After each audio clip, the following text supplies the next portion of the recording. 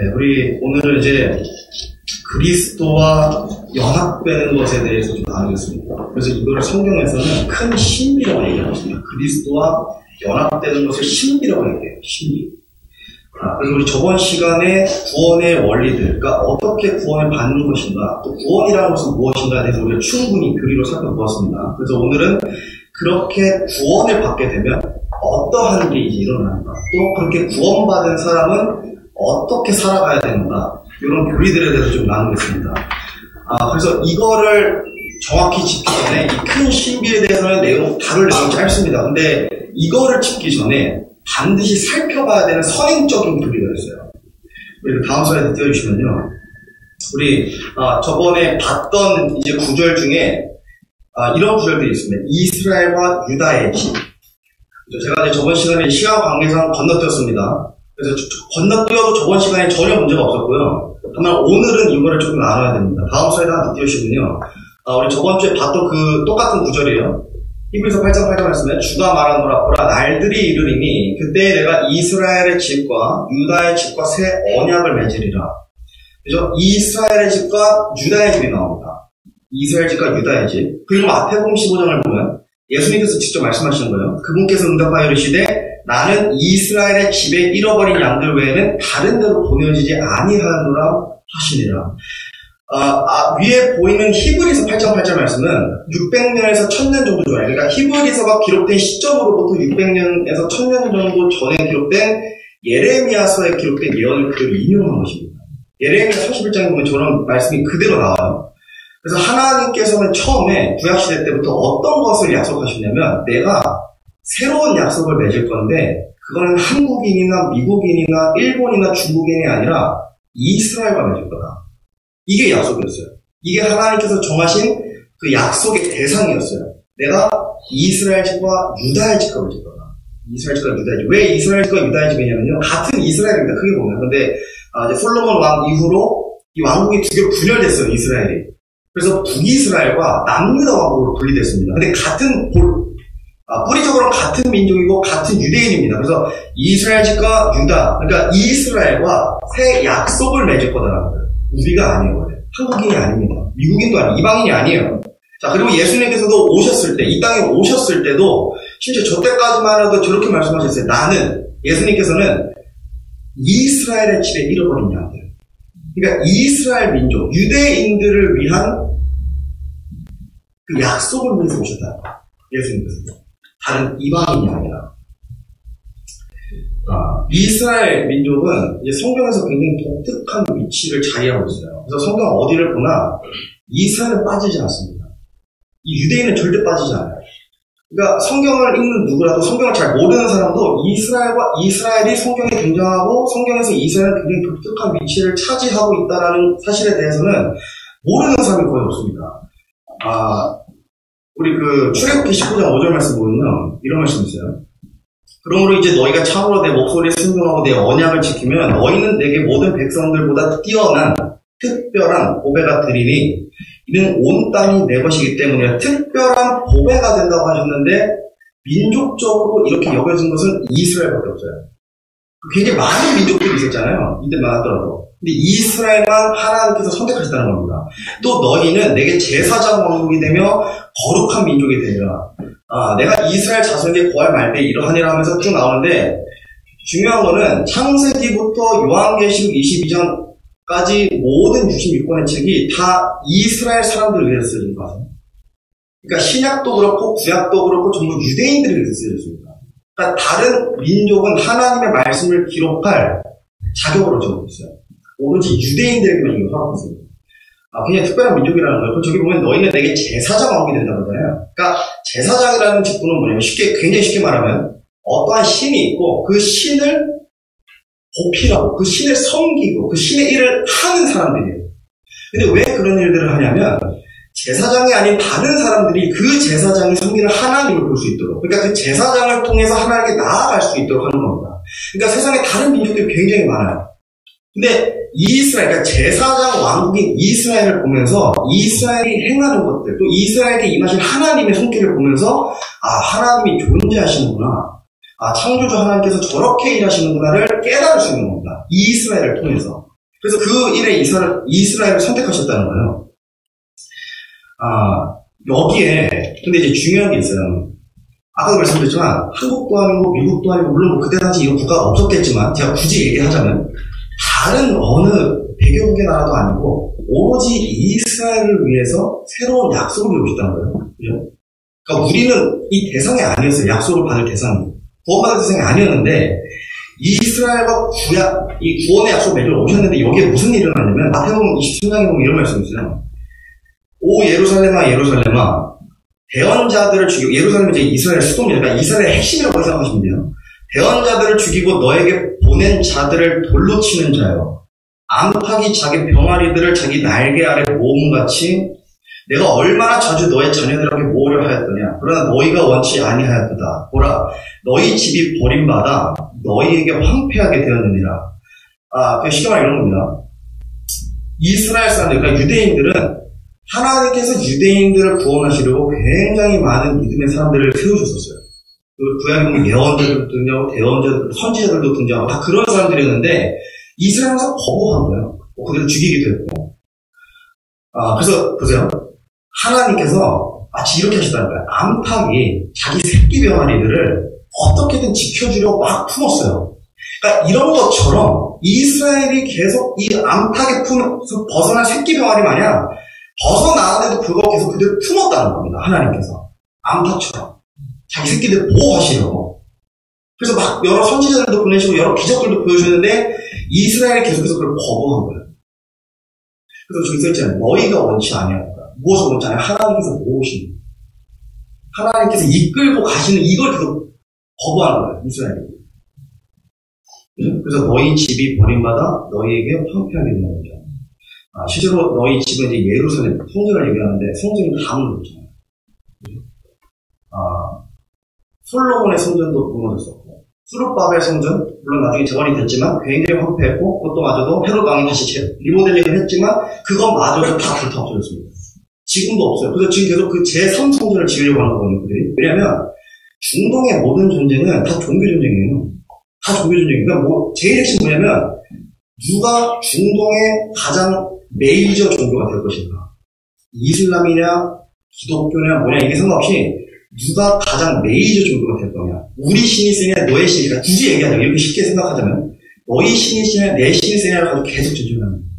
그래서 그 예루살렘이라는 곳을 함락하려고 계속 그 난리를 치고 있는 거예요. 중동이. 수천 년 동안. 왜냐면 예루살렘은 아까도 말씀드렸지만 이스라엘 성지 같은 곳이고 예루살렘은 진짜 노른자 같은 곳이에요. 유대인들에게 있어서. 그러니까 이곳에다가 성전을 짓고 이렇게 해야지 뭔가 회복이 되는 거예요. 옛날처럼. 다윗 왕 때처럼. 막 자기네들이 그런 위상을 다시 회복할 수 있는 거예요. 이스라엘이. 예수님께서도 이스라엘 위에 오셨잖아요. 아까도 보신 것처럼. 이스라엘의 잃어버린 양들을 위해 오셨는데 저기 보이는 것처럼 대언자들을 죽이고 하나님께서 이스라엘 위에 보낸 자들을 돌로 치는 것처럼 예수님도 어떻게 했어요? 유대인들이 넘겨서 죽였잖아요. 십자가에 매달아버리고 죽였습니다. 예수님. 자, 그러면 이스라엘은 민족적으로 하나님에게 어떻게 돼요? 거리를 납니다. 거부가 돼요. 마지막 기회 예수님을 보내셨는데 이거마저도 거부해? 그런 식들. 어떤 하나님께서 기준을 정하셨고 그 기준에 이스라엘이 부합해서 됐기 때문에 이제는 이스라엘 국가가 떨어진 겁니다. 원래 붙어 있었는데 이렇게 떨어져 버린 거예요, 이스라엘이. 자, 그래서 이 결과로 이스라엘은 민족적으로 새로운 언약의 축복을 누리지 못하게 됐는데 중요한 거는 저번에도 살펴봤지만 그 새로운 상속의 언약은 이미 시작됐잖아요. 예수님께서 피 흘리시고 죽으심으로써 이 약속은 이미 효력이 발생했고 시작이 되었어요. 그러면 이 약속은 반드시 대상이 있어야 되잖아요. 그러니까 이스라엘이 아무리 예수님을 죽이고 해도 어쨌든 이 약속은 계속 유효하고 효력이 발생하기 때문에 이 약속은 반드시 누군가에게 전해져야 돼요. 이 약속이라는 게. 자, 요한복음 3장 3절에서 5절 그리고 6절 보시면 이런 말씀이 있습니다. 저번 시간에 본 거예요. 예수님께서 그에게 예수님께서 그에게 응답하여 이르시되 진실로 진실로 내가 너에게 이르노니 사람이 다시 태어나지 아니하면 하나님의 왕국을 볼 수 없느니라 하시니라.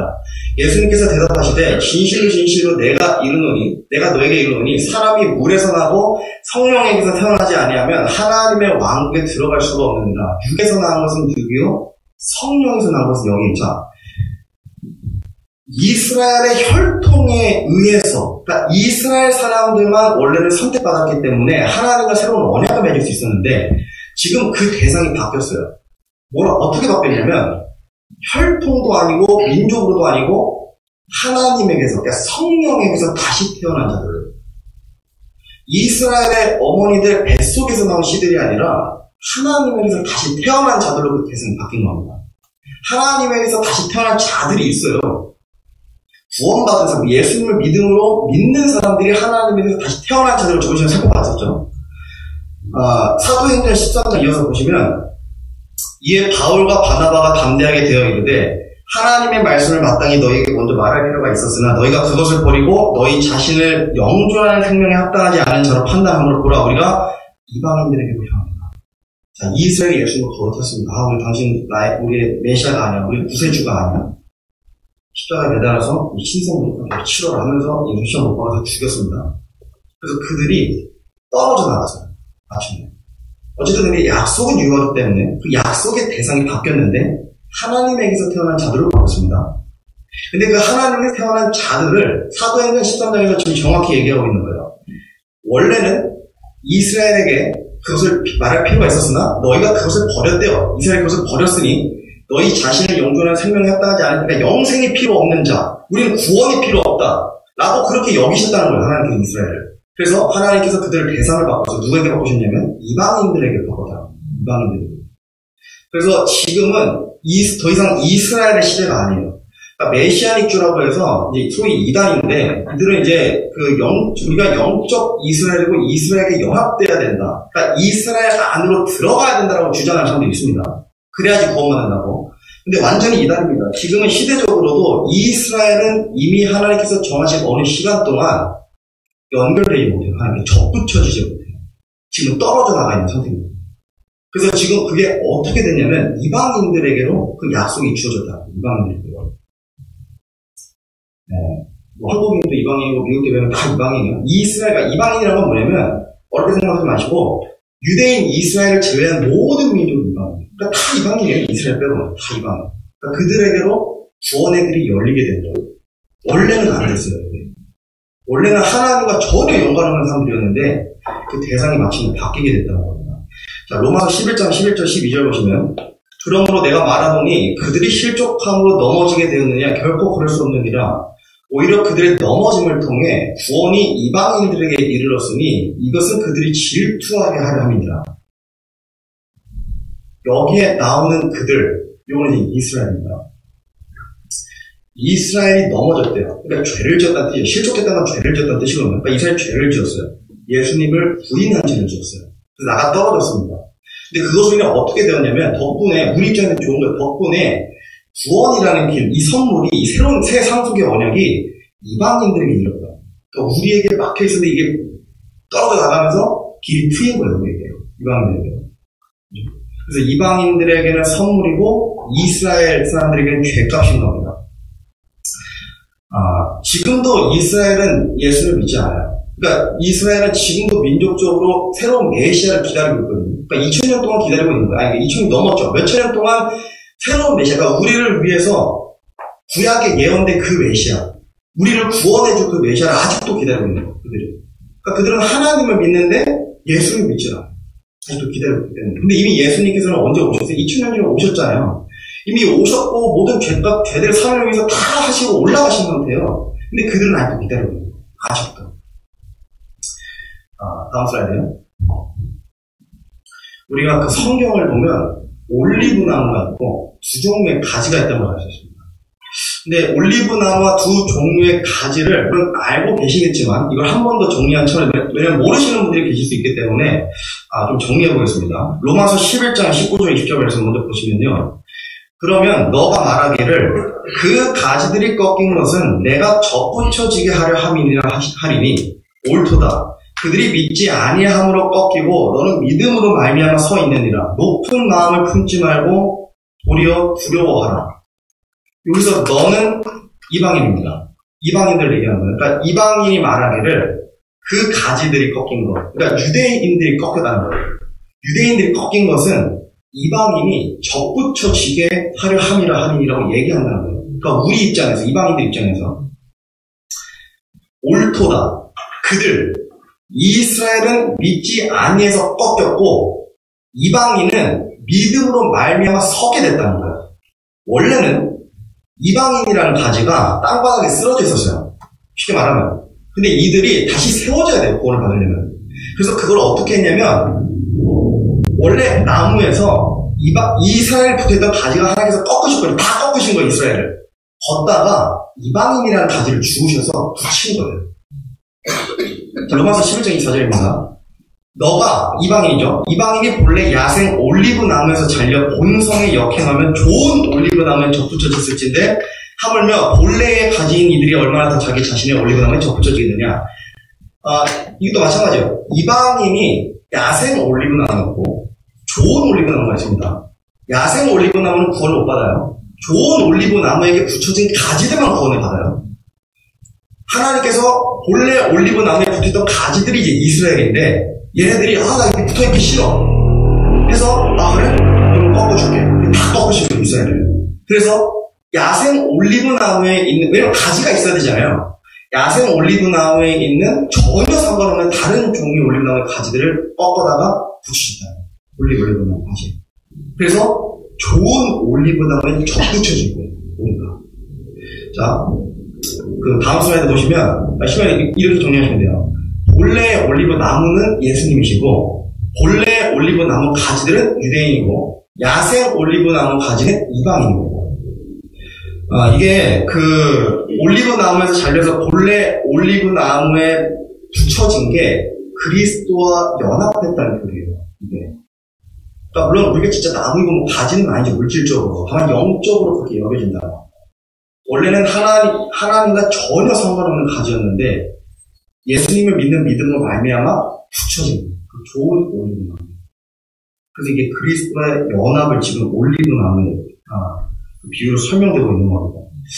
이게 왜 올리브 나무 비유냐면요. 그 다음 슬라이드 보시면 실제 이제 이때 예수님 시대 당시에는 지금도 그렇지만 나무를 가지에 접붙이는 일이 흔했어요. 근데 이런 일을 언제 했냐면 예를 들어 이제 올리브 나무가 있다. 올리브 나무가 아니라 다른 어떤 나무가 있다. 근데 어떤 가지가 썩고 초라해졌어요. 좀 물품 없어졌어요. 그래서 열매를 맺지 못하거나 또는 좋은 열매를 맺지 못한다면 그 가지를 꺾어버린 거예요. 농부들이. 그리고서 다른 가지들을 가져다가 그 나무가 잘린 부분에다가 붙여버려요. 그러면 얘가 어떻게 되면 이게 신기한 게 나무라는 게 그 가지가 원래 올리브 나무의 열매를 맺어요. 다른 종류의 가지였는데 실제로 그 나무에다 갖다 붙이면 그게 그 나무의 열매를 맺습니다. 이게 굉장히 신기해요. 그래서 이게 1, 2, 3번이 어떤 순서는 아니고 이제 보니까 이게 이렇게요. 어떤 무슨 제가 어디 뭐 해외 사이트에서 가져온 겁니다. 나무 줄기 옆에 구멍을 내어 가지를 끼워 넣는 방법도 있고 두 번째는 줄기 끝을 잘라서 틈을 내고 접붙이는 방법이 있고 줄기 껍질을 자르고 다른 나무 껍질에서 포함된 가지를 잘라서 접붙이는 방식이 있다. 근데 이 세 가지 모든 방식으로 해도 결국에 그 동일한 열매를 맺는다는 그런 기능을 한다고 합니다. 중요한 것은 제가 이제 계속 설명드렸지만 본래 올리브 나무에 붙여 있어야만 했던 그 본래의 가지들이 예수 그리스도를 부인했기 때문에 잘려나가 버렸다고 말씀드렸잖아요. 아예 꺾여버렸다고 했잖아요. 그러면 지금 그 가지들은 어디 있어요? 땅에 다 떨어진 거예요. 그러니까 땅에 다 떨어진 거예요. 하나도 붙어 있는 게 없어요. 물론 개인적으로는 붙을 수 있겠지만 민족적으로는 다 꺾여 있는 상태입니다. 근데 이건 누가 붙일 수 있냐면 본인들이 원해서 붙여질 수 있는 것도 아니고 하나님께서 그것을 다시 붙이시려고 하는 거예요. 근데 놀라운 것은 그 붙여지는 시기가 이미 정해져 있습니다. 로마서 11장 25절이요. 형제들아 너희가 스스로 지혜 있는 것을 여기지 않게 하기 위하여 이 신비에 대해 너희가 모르기를 내가 원치 아니하노니 이 신비는 곧 보세요. 이방인들의 충만함이 이르기까지 이스라엘이 부분적으로 눈멀게 된다는 것입니다. 이 하나의 신비를 얘기하고 있는데 두 가지가 나와요. 하나는 이스라엘의 충만함이고 두 번째는 이스라엘이 부분적으로 눈멀게 된다는 거예요. 눈이 먼다는 거. 하나님을 보지 못한다. 쉽게 말하면 예수님을 보지 못한다. 구원받지 못한다. 그러니까 이 때가 정해져 있습니다. 이방인의 충만함이 이르기까지. 그때가 언제냐면 머지않을 미래에 이 땅에 임할 7년 환난입니다. 7년 환난. 그래서 뭐 오늘은 종말론을 얘기하는 것은 아니어서 간략히만 제가 말씀을 드리면 이제 교회 시대라고 말씀드려요. 지금 우리가 이 교회잖아요. 교회가 이제 접붙여졌잖아요. 이 본래 좋은 올리브나무에게로. 그럼 이제 이때부터 이제 교회 시대가 시작된 거거든요. 그러면 이게 어느 순간 끝나요. 이 시대가 끝이 나요. 반드시. 끝이 나면 이제 7년 환난기라는 게 있다는 거예요. 7년 동안. 문자가 들어. 그럼 7년 동안 이 땅에 환난기가 임하고 그 끝자락에서 이스라엘이 다시 예수님을 찾아요. 그때 가서. 우리가 과거에 매달았던 그 예수님께서 진짜 우리 그리스도셨구나. 우리 메시아셨구나. 그걸 어떻게 깨닫냐면 그때 끝자락에 모든 민족들이 와서 이스라엘을 치러가거든요. 그때 그들이 속죄를 해요. 그래서 그 스가랴서 말씀 보면 다니엘서 말씀 보면 이런 말씀이 있어요. 그때 너의 백성의 자손들을 위하여 일어서는 큰 통치자 미가에 일어날 것이요. 또 고난의 때가 있으리니 환난기입니다. 그것은 민족이 있은 이래로 그때까지 없었던 고난일 것이며 그때 너의 백성이 구출을 받되 책에서 발견된 바 기록된 모든 자가 구출을 받으리라. 마태복음입니다. 그때 큰 환난이 있으리니 세상이 시작된 이래로 이때까지 그런 환난이 없었고 이후에도 없으리라. 그때는요 여러분 이 7년 환난기는 어땠냐면 세상이 창조된 이래로 가장 큰 고난이 땅에 임하는 때입니다. 가장 큰 고난. 진노의 날들이고 무서운 날들이고 고난의 날들입니다. 그래서 이 심판의 결과로 이 환난의 결과로 유대인들은 민족적으로 다시 예수님을 찾게 돼요. 그래서 그때 다시 예수님께서 그들을 올리브나무에 붙여오십니다. 죽으셨다. 스가랴 말씀 보면 이런 내용이 있습니다. 내가 다윗의 집과 예루살렘 거주민들을 위해 은혜의 영과 간구한 영을 부어주리니 그들이 곧 자기들이 찌른 나를 바라보고 사람이 자기 외아들을 위하여 애곡하듯 그를 위하여 예수님을 위하여 애곡하며 사람이 자기 처음 난 자를 위하여 몹시 슬퍼하듯 예수님을 위하여 몹시 슬퍼하리로다. 이언입니다. 그 환난기 끝자락에 우리 다시 속죄하고 회개해서 예수님을 바라본다는 슬퍼한다는 그런 구절이에요. 이 환난기에 대해서 좀 오해가 없어야 되는데 제가 지금 이제 그냥 간략하게 말씀을 드려서 이 환난기는 우리가 일반적으로 겪는 고난이나 환난은 다릅니다. 우리가 이 땅에 살면서 뭐 여러 가지 상황, 직장이나 연애나 같은 여러 가지 이제 그런 삶으로 인해서 고난이나 환난을 당하잖아요. 근데 그런 거랑은 많이 달라요. 이건 진짜 어떤 그런 고난이라기보다 조금 더 다른 차원의 고난이에요. 어떠한 거냐면 무엇을 위한 환난이냐면 교회 시대 끝, 그럼 7년 환난기 끝, 그럼 그때 뭐가 있냐면 천년 왕국이 있거든요.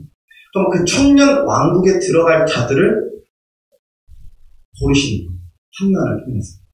그러니까 환난기라는 어떠한 그런 통에 두고 막 휘저으시는 거예요. 여기서 천년 왕국에 들어갈 자들만 뽑아서 들어보내시는 겁니다. 못 들어갈 자들도 있기 때문에. 그래서 그걸 구별하시는 거예요. 제가 천년 왕국에 대해서 종류의 설교 과거에 있어서 시간 되실 때 그거를 한번 들어보시면 도움이 될 겁니다. 여기까지 세 줄로 요약하면 이렇습니다. 다음 슬라이드요. 예수님께서 이스라엘 위에 오셨지만 그들이 예수님을 거부하고 죽였죠. 십자가에 매달고 피를 흘리게 만들고 죽였습니다. 그 결과로 올리브나무, 좋은 올리브나무에서 꺾여져서 떨어져 나갔습니다. 꺾여진 그 나무 부위에 우리 같은 이방인들이 감사하게도 정말 은혜로 접붙여진 거예요. 은혜로. 그러니까 굉장히 은혜예요. 우리는 원래 땅바닥에서 떨어져 있어야 되는데 이걸 접붙여 주셨다는 거예요.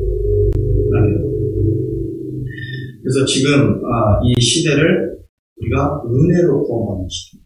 그래서 은혜 시대라고도 하고 또 예수님께서 이때부터 교회를 세우셨기 때문에 교회 시대라고 합니다. 교회 시대. 은혜 시대, 교회 시대. 그래서 신학적으로는 이걸 뭐라 그러냐면 예수 그리스도와 연합하는 시대인데 더 정확히는 예수님과 은혜로 하나가 될 수 있는 시대라고 하고 있습니다. 예수님과 은혜로 하나가 될 수 있는 시대. 우리 다음 슬라이드요. 우리가 성경을 보면 교회는 단순히 건물이나 조직을 뜻하지 않습니다. 우리가 그냥 말로는 여기 3층 어디가 교회다, 거기 우리 교회가 있습니다 라고 얘기하는 건 전혀 문제가 없지만 이 건물 자체가 진짜 교회로 여기지는 아닙니다. 영적으로. 하나님께서 이 건물을 보시고 교회라고 얘기하신 것이 아니라 모인 우리를 보시고 또 각각의 우리를 보고 교회라고 얘기하시는 겁니다. 그래서 제가 저번에 말씀드렸죠. 교회는 이제 원어, 헬라어에서 이제 에클레시아라는 것부터 유래가 됐는데 이 에클레시아는 부름을 받은 자들이라는 뜻입니다. 부르심을 받은 자들. 근데 이런 견해가 있어요. 교회가 영어로 철치잖아요. 철치가 헬라어 키리아콘에서 유래가 됐다는 주장이 있어요. 키리아콘. 근데 이 키리아콘은 무슨 뜻이냐면 주께 속한 것, 주님의 것, 주님께서 구매하신 것, 이런 뜻이 있습니다. 키리아콘.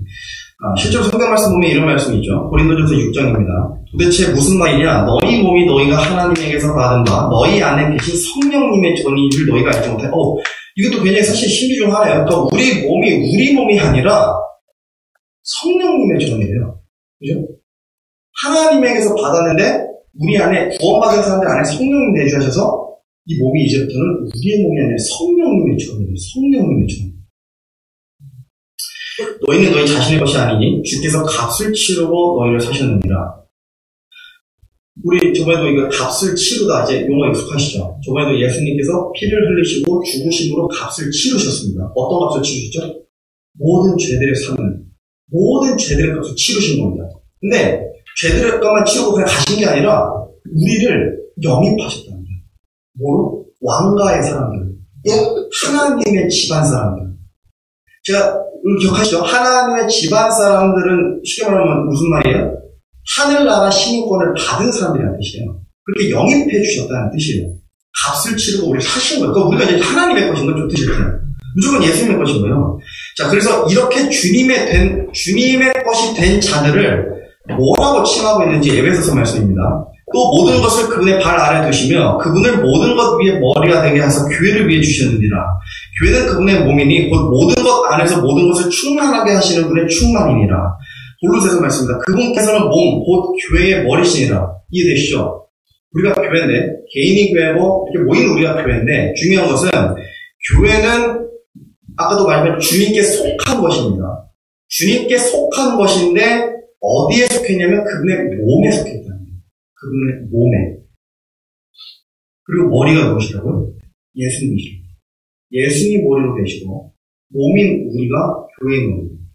자, 고린도전서 12장입니다. 이제 너희는 그리스도의 몸이요 개별적으로 지체이라.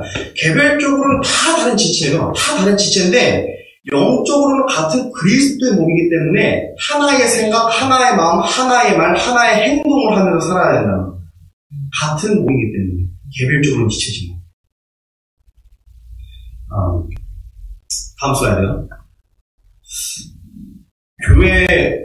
교회는 다른 말로 이제 성도라고도 합니다. 그래서 같은 이제 그런 맥락의 이제 표현이에요. 교회나 성도나. 근데, 개개인을 뜻할 때 성도라고 얘기하고, 또 이제 단체적으로 모인 공동체 얘기할 때 교회라고 얘기하죠. 호칭은 상관없습니다. 근데 이런 교회, 그러니까 이런 성도가 성경을 보면 다른 하나의 호칭이 더 등장해요. 그거 바로 이제 신부. 에베소서 말씀 보면 남편들아 너희 아내 사랑하기를 그리스도께서 교회를 사랑하사 교회를 위해 자신을 주신 것 같이 하라. 이것은 그분께서 말씀을 통해 물로 씻음으로 교회를 거룩히 구별하고 정결하게 하려 하시며 남편에게 주신 말씀입니다. 우리 남편분들 잘 들으셔요. 저도 괜히 찔렸어요. 이거 다룬 내용도 아닌데 아내를 사랑할 때 어느 정도의 수준으로 사랑해야 되는지 정확한 가이드가 나오는 거거든요. 남자가 아내를 사랑할 때 아내나 여자친구를 여자친구는 아니다. 여자친구는 괜찮아요. 연애친구는 괜찮아요. 결혼하신 분들 한정입니다. 남편들이 아내를 사랑할 때 어느 만큼 사랑해야 되냐? 그리스도께서 교회를 사랑하신 것처럼. 근데 이 사랑은 보통 사랑이 아니잖아요. 우리 저번에도 계속 누누이 생각했잖아요. 목숨을 바치는 사랑이라니까요. 우리 말로는 아내를 위해서 목숨 바치지 왜 못 바쳐? 근데 아내가 조그마한 거 못 시키면 하기 싫어하는 게 사실 남편들이에요. 말로는 우리가 다 할 수 있다고 그러지만 그게 안 되는 겁니다. 물론 이제 제가 농담삼아 말씀드린 거지만 여기서 우리가 굉장히 중요한 진리를 하나 살펴볼 수 있어요. 그것은 뭐냐면 예수 그리스도와 교회를 남편과 아내로 동일하게 여기시다. 잘 들어보세요. 남편과 아내라는 이 결혼 제도는 누가 만든 거예요? 사람들이 만든 거예요? 아니에요. 성경에서 거의 유일하게 가장 처음으로 하나님께서 직접 제정하시고 만드신 제도입니다. 결혼은 그래서 쉽게 하면 안 되는 거예요, 사실. 결혼이라는 게 굉장히 엄숙하게 해야 되고, 이거는 사실 하나님에게 속한 자들끼리 만나서 결혼하는 게 원칙이긴 합니다, 결혼이라는 게. 근데 오늘은 제가 이거에 대해서 나눌 건 아닙니다. 나중에 5월 달에 제가 다시 한번 좀 이렇게 이런 것들에 대해서 좀 나누겠습니다. 어쨌든 중요한 거는 이런 것처럼 예수 그리스도와 교회인 신부를 남편과 아내로 여기신다.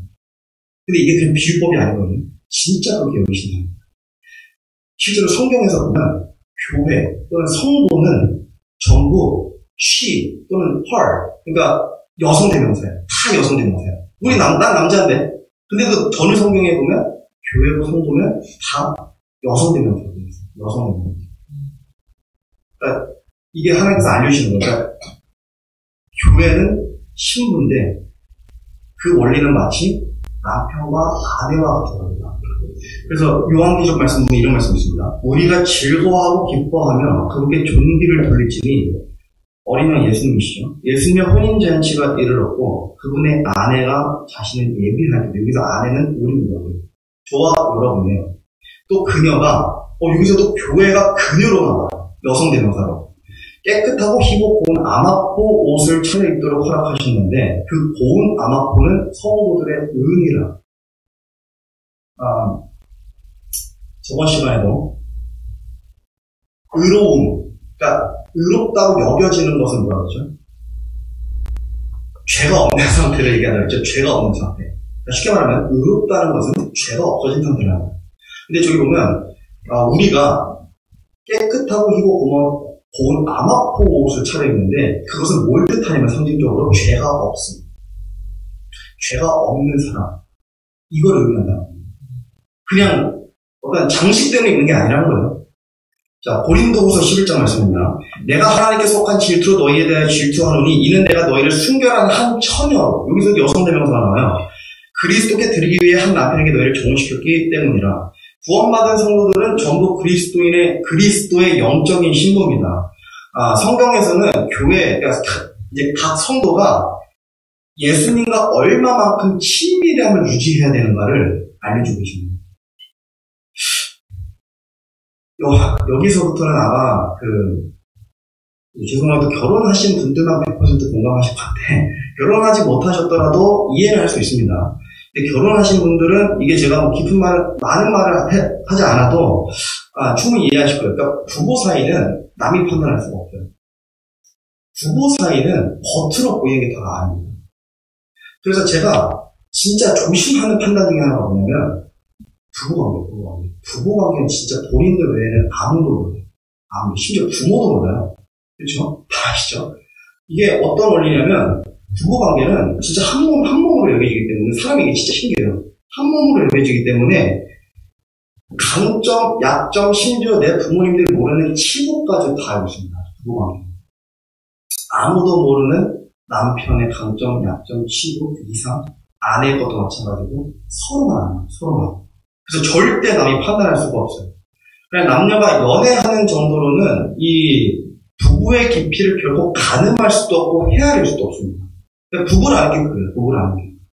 그래서 제가 이 말씀을 드리는 이유가 뭐냐면 이 부부관계의 중요성을 얘기하는 건데 이제 성경에서 보면 목회자의 자격 중 하나가 또 집사의 자격 중 감독관의 자격 중에 하나가 이제 결혼한 사람이고 한 아내의 남편이고 자녀의 아버지여야 하는데요. 근데 이게 재밌잖아요. 한 아내의 남편인 것은 그렇다 치는데 왜 자녀의 아버지까지여야 하는가? 이게 저는 이런 의미인 것 같아요. 그러니까 그냥 연애하는 정도로는 할 수가 없는 게 이 부부의 깊이를 가늠할 수가 없어요. 연애하는 정도로. 이 자녀와의 관계도 마찬가지예요. 이 자녀가 없는 사람들과 있는 사람들이 하나님을 바라보고 하나님과 관계하는 깊이는 차원이 다릅니다. 저는 정말 그렇게 생각해요. 그래서 결혼이라는 거는 하나님께서 주신 복이고 저는 감히 말씀드리지만 결혼은 해야 되는 거예요. 무조건 해야 되는 거예요. 그러니까 특별한 이유가 없다면 해야 되는 게 성경적이에요. 자녀를 낳는 것도 특별한 이유가 없다면 낳는 것이 성경적입니다. 왜냐하면 하나님을 더 깊이 알아가기 위한 하나의 방법이기 때문에. 이거 나중에 좀 시간 되면 다루겠습니다. 어쨌든 중요한 거는 제가 아까도 말씀드렸지만 이 부부관계라는 거는 하나님께서 처음에 선택하신 체제거든요. 그러니까 가장 처음으로 제정하신 체제예요. 시스템이에요. 언제 심지어 이게 되냐면 사람들을 거의 다 만드니까 6일 창조가 거의 끝나고 바로 하셨어요. 이거를. 자, 창세기 2장 24절입니다. 그러므로 남자가 자기 아버지와 어머니를 떠나 자기 아내와 연합하여 그들이 한 육체가 되지니라. 부부 시스템은 하나님께서 정하신 가장 큰 신비 중 하나입니다. 가장 큰 신비 중 하나예요. 남자와 여자가 결혼하여 한 육체가 되는 거예요. 이거는 엄청 큰 신비입니다. 진짜 몸이 막 섞이는 게 아니라 무슨 외계인 마냥 하나님께서 그렇게 여기신다. 한 몸으로. 진짜 한 몸으로 여기시는 거예요.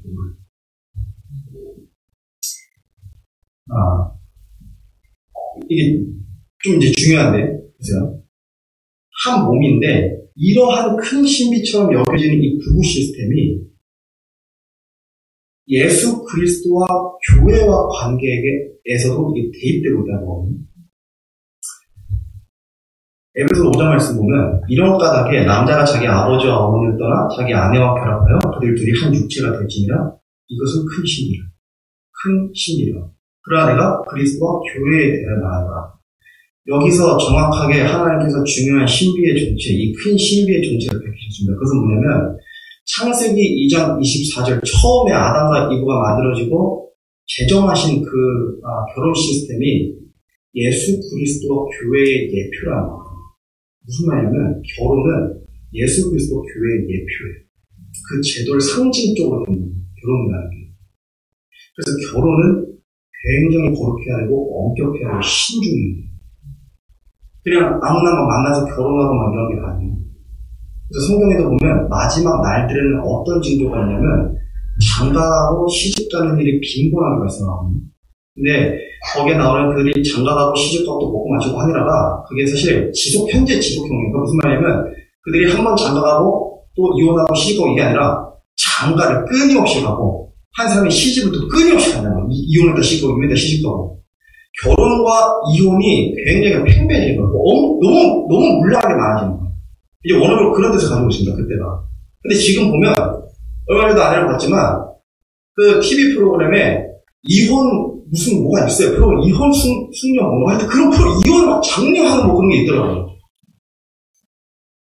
그러니까 이런 것들이 너무 팽배해진 세상입니다. 이런 부도덕한 결혼에 대한 가치관들이. 에베소서 말씀 좀 파악했던 걸 잘 보시면 하나님께서 남자와 여자가 결혼하면 한 육체로 여기신다고 그러죠. 근데 이건 아까도 말씀드린 추상적이나 은유적인 표현이 아니라 진짜 영적으로 하나님께서 한 육체로 보신다는 거예요. 아내와 남편을. 근데 이렇게 큰 신비인 결혼이라는 것이 단순히 아내와 남편의 관계에서만이 아니라 예수 그리스도와 각 성도들에게도 이게 여겨진다. 큰 신비예요. 그러니까 우리가 지금 지각하지 못하고 있지만 우리가 이미 예수님을 믿음을 소유하고 우리가 구원을 받은 사람이고 우리가 예수님 올리브나무에 접붙여진 상태라면 우리는 지금 신부입니다. 예수님께서 나의 아내들아, 나의 신부라고 얘기하신다는 거예요. 우리를 향해서. 고린도서 6장 17절입니다. 그러나 주와 결합하는 자는 한 영이니라. 한 영으로 여겨진대요. 한 영으로. 예수님이 된다는 게 아니에요. 그리스도가 된다는 게 아니에요. 구원을 받으면 그 즉시 어떤 일이 일어나냐면 하나님의 삼위일체 하나님 중 한 분이신 하나님의 영이신 성령님께서 쑥 들어가세요. 접붙여지자마자 그냥 쑥 들어가세요. 그 사람에게. 그러면 성령님을 소유한 상태가 되는 겁니다. 그래서 사람이 막 천지에 개벽이 일어나듯이 바뀌잖아요. 구원을 받으면. 그게 왜 그러냐면 이런 것 때문에 성령께서 들어가시기 때문에 그 순간 세상을 바라보는 관점들이 달라져요. 아, 교회 가기 귀찮고 억지로 했는데 구원을 받는 순간 여전히 힘들고 귀찮지만 교회에 오는 것 자체를 거부하지 않습니다. 그게 그렇게 돼요. 그냥 자연스럽게. 나는 싫은데 성령께서 계속 미시기 때문에 하나님의 뜻을 행하고 착하게 살고 선하게 살고 힘들지만 안에서 성령을 일하신다는 거예요. 해야지 하면서 양심에 계속 자극을 주시는 거예요. 이게 구원을 받았다는 증거입니다. 그래서 성경에 보면 성령으로 봉인됐다고요.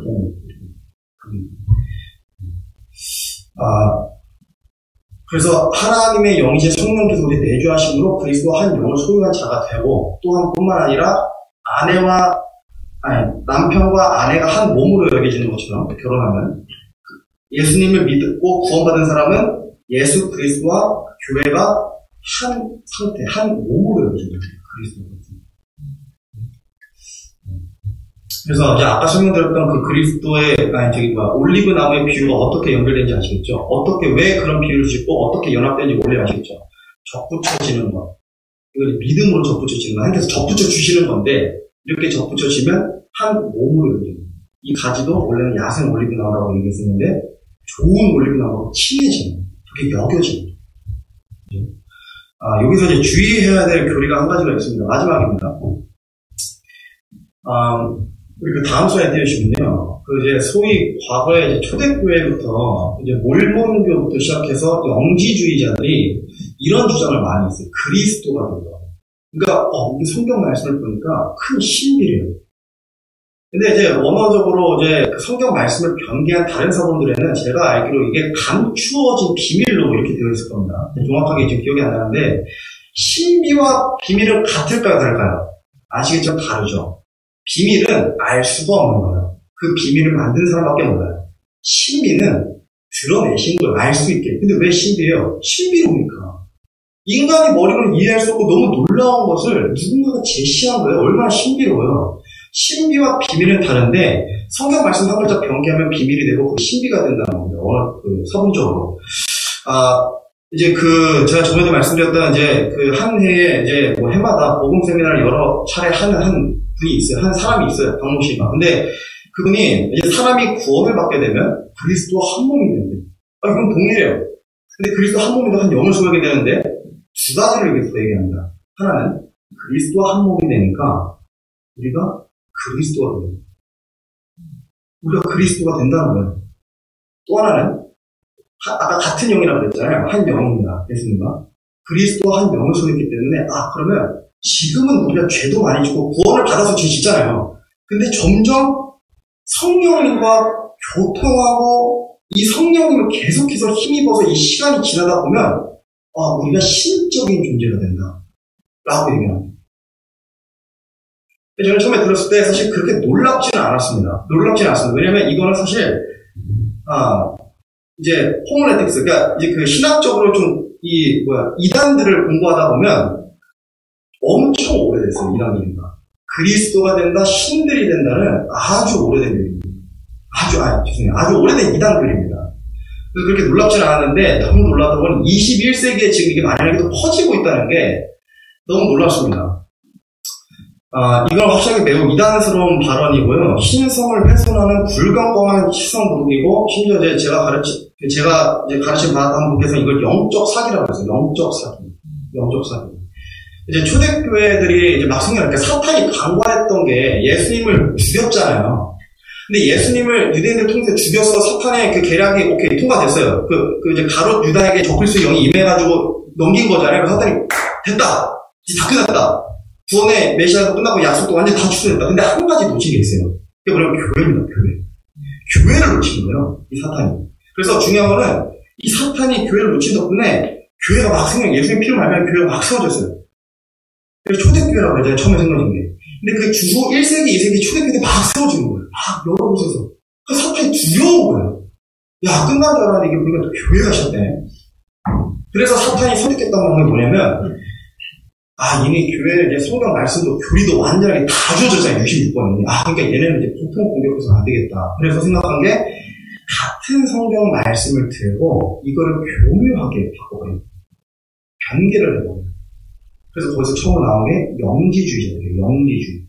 영지주의는 쉽게 말하면 뭐냐면, 남들처럼 보여.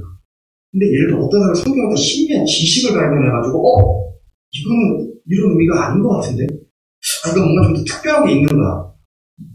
그러면서 막 이상한 상상들을 해요. 막 소설을 써요. 그리고 막 다른 종교들이 있는 것을 다 성경에서 다 가져와요. 이 구절에다가. 이거네. 내가 남에게 알려줘야겠다. 여러분, 우리가 그리스도 한 몸이 되는 거는 한 몸으로 들어간 게 아니라 우리가 그리스도가 되는 거래요. 라고 가르치는 게 영지주의. 쉽게 단순화시켜서 말씀드리는 거예요. 굉장히 짧게. 그러니까 잘못된 이단적 교리들을 이제 그럴싸한 포장지로 둘러싸서 전하는 영지주의. 그렇게 많이 했습니다. 초대교회부터.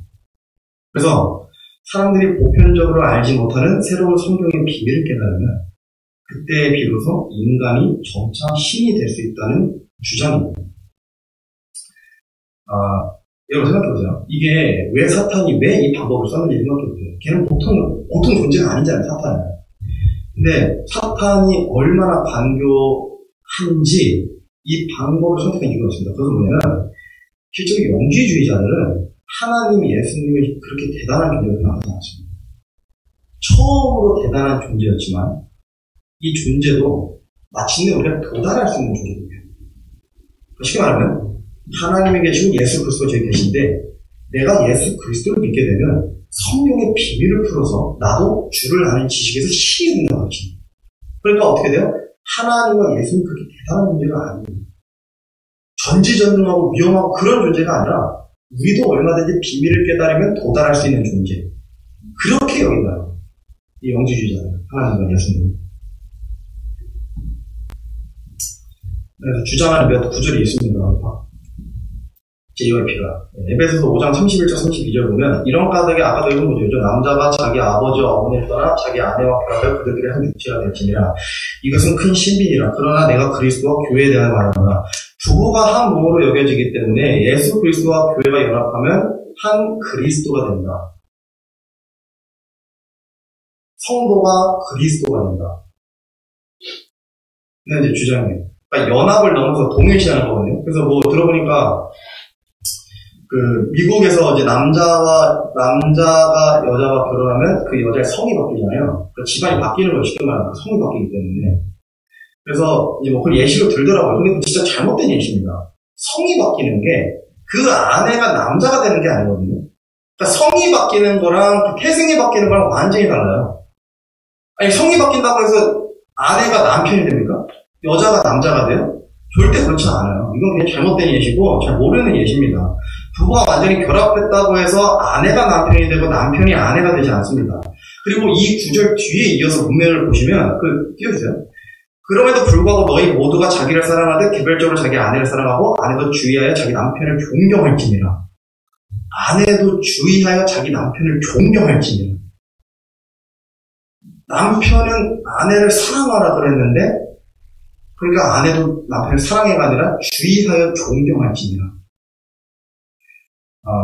남자와 여자가 오늘 얘기하면 너무 길어지네. 가려면서 남편과 아내 둘 다 힘들어요. 둘 다 각자의 위치가 있고 섬겨야 되는 위치가 있고 남편으로서 안에서 힘들죠. 그런 생활이라는 게. 근데 이 구절을 딱 띄워다가 어떤 사람들은 아내가 더 힘드네. 그러니까 아내는 그냥 사랑만 하면 되는 게 아니라 존경해야 돼. 남편을. 그러니까 더 힘들다고 그렇게 생각하는 사람도 있는데 사실 그렇지 않습니다. 그러니까 사랑하는 게 오히려 더 힘들고 존경한다는 것은 이게 원어적으로 순종, 복종을 얘기해요. 그러니까 무슨 말이냐면 사랑하지 않더라도, 사랑 못하더라도 그냥 어쩌면 더 힘들 수 있겠네요. 그런 관점에서는. 남편에게 물론 주의는 해야 되지만 남편의 말이 그렇게 크게 어떤 비성경적이거나 잘못된 게 아니면 순종하고 복종해야 된다. 존경한다는 게. 아내가. 쉽게 말하면 남편 머리 위에 서지 말라는 얘기예요. 굳이 얘기를 하자면.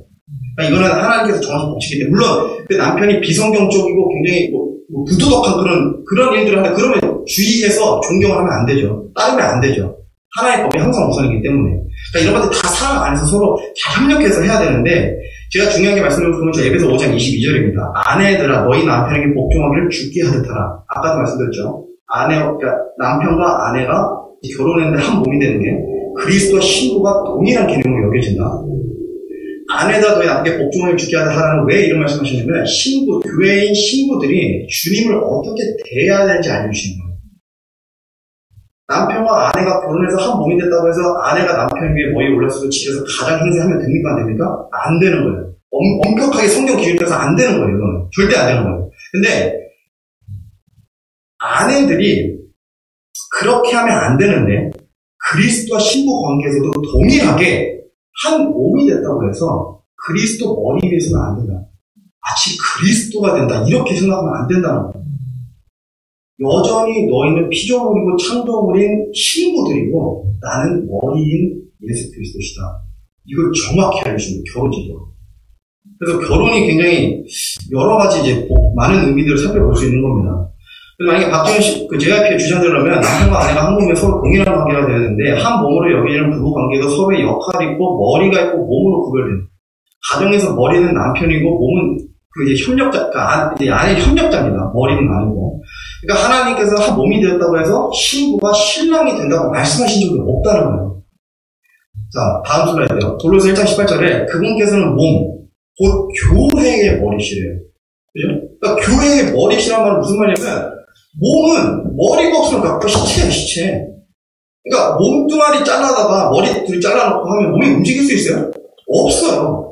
그러니까 머리가 없으면 몸이라는 거는 그냥 아무것도 아닌 거예요. 그냥 이거 흙이에요. 흙 그냥 몸은 그냥. 그래서 머리가 있어야 몸이 존재할 수 있고 머리가 있어야만 몸이 행동할 수 있기 때문에 머리가 없으면 몸은 아무것도. 그러니까 이게 위계 질서를 알려주시는 거예요. 에베소 5장 23절에서 이는 남편이 아내의 머리등 같이 여기도 정확히 나오죠. 가정 내에서 그 질서, 머리와 그 협력자의 질서가 그리스도께서 교회의 머리 대신 같대잖아요. 그러니까 같다가 이퀄이에요. 그러니까 완전히 같다. 이 개념 자체가. 절대 그리스도가 될 수 없고 감히 그분 위에 설 수 없다는 거예요. 감히. 그죠? 요한복음 15장 5절에서 제가 화면이 띄어지 않았는데 이런 말씀이 있어요. 나 없이는 너희가 아무것도 할 수 없는 거예요. 예수님 없이는 아무것도 할 수 없는 거예요. 아무것도. 빌립보서 3장 21절 말씀에 그분께서 모든 것을 자기에게 복종시킬 때 사용하신 능력을 발휘하사 우리의 천한 몸을 변화시켜 자신의 영광스러운 몸과 같게 만드시리라. 그분의 이제 마지막 결말이니까 신부들이 이제 어느 날 차면 휴거가 돼요. 그래서 예수님을 공중에서 만나거든요. 근데 그때 우리가 이 몸을 가지고 만나는 게 아니라 그때 우리 몸이 변해요. 그러니까 변모한다고 얘기해요. 우리 몸이. 그렇게 변모한 몸을 입게 되는데 그 몸이 어떤 몸이냐 마치 여기 나오죠. 자신의 영광스러운 몸과 같다. 그러니까 예수님께서 부활하시고 입으신 그 영광스러운 몸과 같은 몸이래요. 같은 몸. 예수님이 되게끔 만드셨습니까? 아니죠. 예수님과 같은 몸을 입게 해주신 그 은혜를 보여주셨다는 거예요. 은혜를. 또 밑에 구절 보시면 이제 그때가 언젠지 나와요. 사랑하는 자들아 이제 우리가 하나님의 아들들이니라. 우리가 앞으로 어떻게 될지 아직 나타나지 아니하였을 때 그분께서 나타나시면 우리가 그분과 같게 될 줄 아노니 이는 우리가 그분을 지금 계시는 그대로 볼 것이기 때문이라. 그래서 그런 말도 하더라고요. 우리가 이미 하늘의 처소에 있다. 제가 들어보니까 하늘의 처소에 이미 있다. 그래서 거기도 있고 여기도 있다. 무슨 메타버스도 아니고 무슨 게임도 아니고 아닙니다. 일단 제일 중요한 거는 저기 아직 나타나지 아니하셨기 때문에 우리는 그 몸을 입을 수가 없어요. 근데 여러분 하늘나라는 왜 우리의 몸이 그렇게 변모해야 되는지 아세요? 왜 우리 몸이 그렇게 변신해야 되는지 아세요? 육신은 절대 못 들어가요. 그러니까 거기 들어가려면 어떤 몸뚱아리가 있었는데 그 몸뚱아리는 하나님께서 허락하신 그 새로운 몸, 그 부활의 몸만 들어갈 수 있어요. 하늘나라에 신권을 얻고 들어가려면. 그래서 그걸 의외로 부어주시는 거예요. 각 사람에게.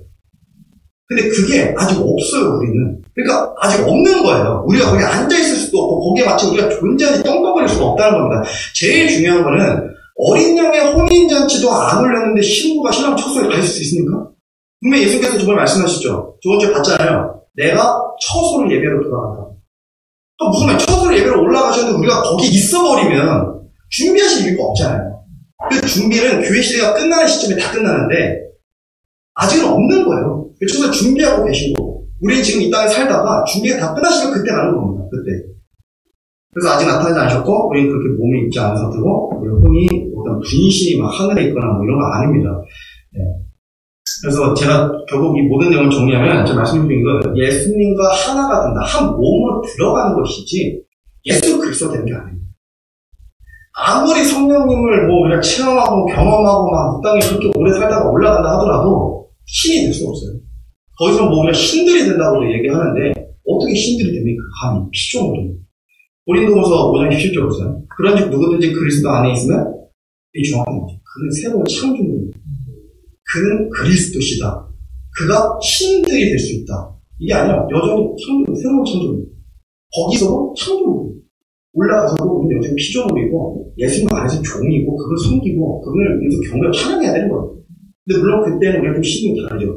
왜냐면 하나님의 집안 사람이 됐으니까 그때 이제 왕들이 됩니다. 왕들이 됐는데 하나님과 동일한 왕이 된 게 아니라 더 크신 왕 밑에 있는 쉽게 말하면 그 종들입니다. 통치권을 하사받아서 다스립니다. 요한복음 3장 28절입니다. 내가 말한다 나는 그리스도가 아니요 그분 앞에 보내어진 자라 한 것을 너희 자신이 증언하라. 성경에서 유일하게 정말 유일하게 제가 알기로 유일합니다. 모태에서부터 성령 충만했다고 여겨진 사람입니다. 침례가 그러니까 유일한 사람이에요. 그래서 이 사람 때문에 이제 모태신앙이라는 단어가 나온 건데 이 사람은 특별한 사람이었어요. 하나님께서 정하신 사람이고 예정하신 존재였고 어쨌든 침례 요한을 주님께서 뭐라고 하셨냐면 모든 성도들 모든 선지자들 보다도 가장 으뜸이고 가장 큰 자다. 근데 이런 침례 유언, 우리는 이 침례 유언을 배우면 아무것도 아니에요, 우리는. 근데 이런 침례 유언도 뭐라 그래? 나는 그리스도가 아니다. 그리스도가 아니라는 거예요. 감히 신이 될 수도 없고, 감히 그렇게 될 수 없다는 거예요. 그렇죠. 이제 천국에 관한 말씀이에요. 성경책 제일 마지막 장에 보면 다시는 저주가 없으며 오직 하나님과 어린 양의 왕자가 그것 안에 있으리니 그분의 종들이 그분을 섬기며 결정적인 구절이에요. 이 땅에서 구원을 받아도 예수님과 같은 부활의 몸을 입던 우리가 성령님을 체험하든 어쨌든 올라가서 그분의 종들. 근데 저기 정확히 나오잖아요. 하나님과 어린 양이 있고 그분을 섬기는 종들이에요. 만약에 우리가 동일시 된다면 그 종들이 아니죠. 신들이라고 하죠. 그렇지 않다는 겁니다. 그래서 우리 그 창세기에서 이제 저번에 이제 살펴봤지만 아담과 이브가 사람이 죄를 짓게 할 때 가장 그 썼던 멘트 기억하세요? 아담과 이브가 죄를 짓게 하려고 할 때 어떤 멘트 썼는지 기억하세요? 너희가 신들과 같이 돼. 이게 좀 제약을 똑같이 하는 거예요. 영지주의자들이 전형적으로 했던 거예요, 초대교회부터. 그러니까, 초대교회. 훨씬 없어요. 인류 처음 역사 때부터 한 거예요, 사탄이. 너희가 신들과 같이 될 수 있다. 인간은 여기 항상 혹해요. 우리가 신들이 된다고. 그래서 이걸 굉장히 많이 주장을 하는 겁니다. 그래서, 절대 그럴 수 없습니다. 아무리 우리가 그리스도인이 되고 그분과 한 몸이 된다고 해도 그분의 한 몸으로 들어가서 그렇게 여겨지는 것이지 그렇게 그분이 될 수 없습니다. 그리고 마지막으로 한 소리를 마치겠습니다. 요한일서 2장 22절 보면요. 예수님께서 그리스도이심을 부인하는 자가 아니면 누가 거짓말하는 거냐.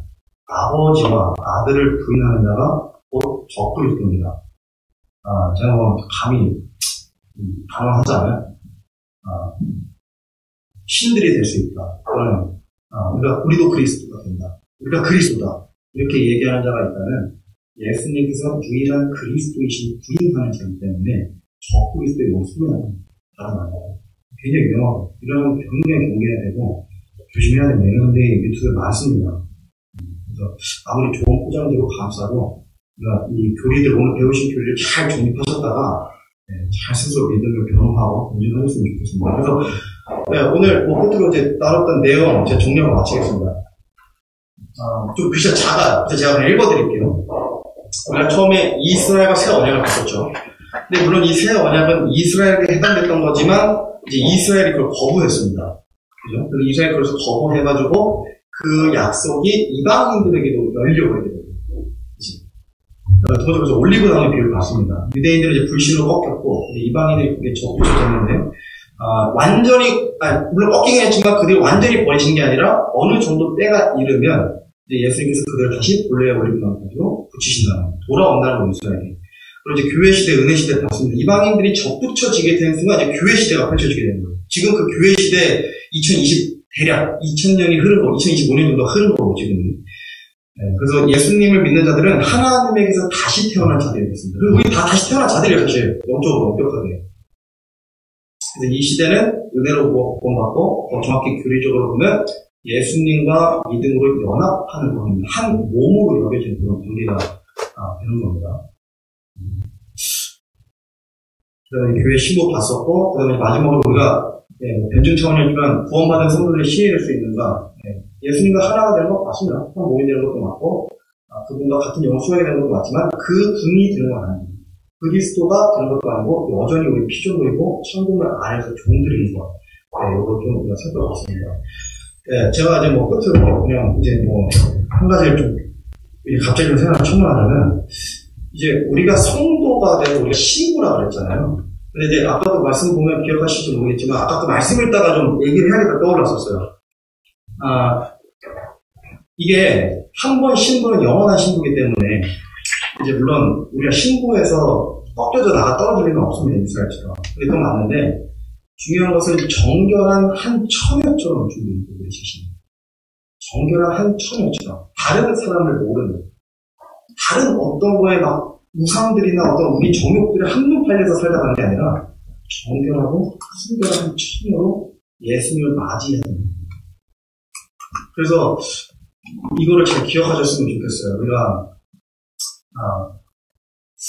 좀 잠자는 신부가 아니라 좀 잘 깨워서 정신 차리고 잘 살아서 우리가 주님 뵀을 때 정말 잘하였도다 신실한 주마. 저는 이 칭찬에 굉장히 목숨 거는 표현입니다. 신실.